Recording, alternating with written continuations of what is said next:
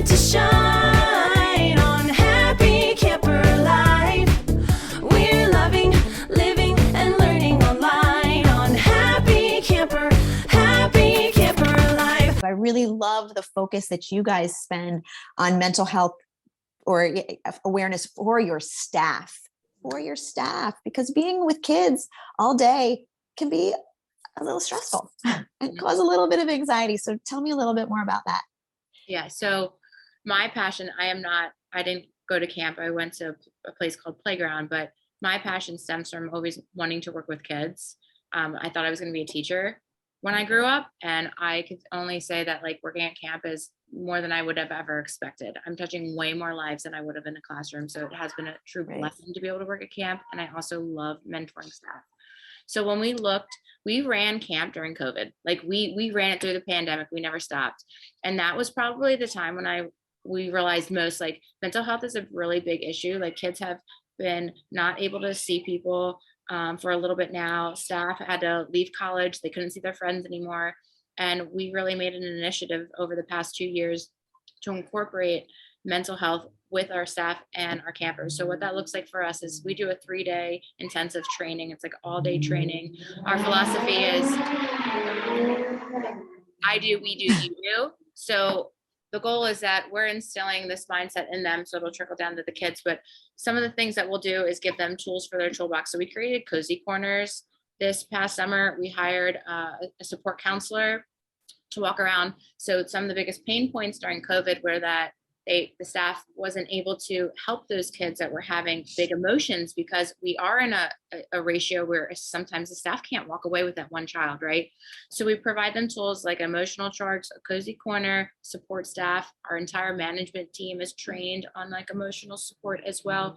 We also dive in deeper of like understanding our staff's love languages. So I sent out quizzes to them and asked them to take the love language as if they were in a work setting.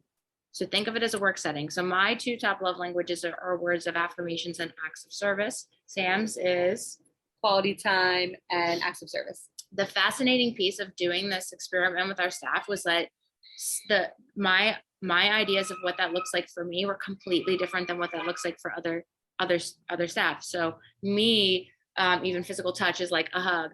But when I asked staff, they said, I would want a hug from a child if I look upset. Physical touch looks like me for a high five. If you're walking by, giving me a high five, like that hypes me up, right? Words of affirmation it was interesting. They were like, I want constructive criticism. I need that. And I was like, wow, that's amazing, right? Some of the staff said, I'll never ask you for help, but I will want help. Whoa, I was mind blown. I was like, do me a favor. If I specifically ask you for help, please tell me, because I'm going to keep it moving. But it was so beautiful. And we wore those love language stickers on our name tags, so that as our management team walked around, they knew how to best support our staff in times of needs, and they knew how to support each other, right? And we didn't do the love languages with the kids, but it teaches staff to realize, hey, everyone is very different. Right. We all need something slightly different. So the way that I work with a child, one child is different than I work with another child. And also maybe if like a child does need physical touch, and that is not on my top love languages, I lied. I like physical touch. Sam wouldn't. So if a kid needs a little bit more nurturing, that I'm your girl. If they want to be hyped up in words of affirmation, Sam is all about that. Like, she can do that. And it was such a beautiful experience to watch that throughout the staff, and they utilize those tools. And then we have continued education during summer as well. So we meet every week on Tuesdays. Monday's like a busy day, obviously. And with our unique camp, you get different kids every week. So another could be challenge, because you don't get the same consistent thing. So one week your dynamic of the group is one way, and the next week it's different. So on Tuesdays, we always talk about, hey, what are our glows and grows this week, right? Not like what's highs and lows, like glows and grows. Like, how are we gonna, what can we support you in more?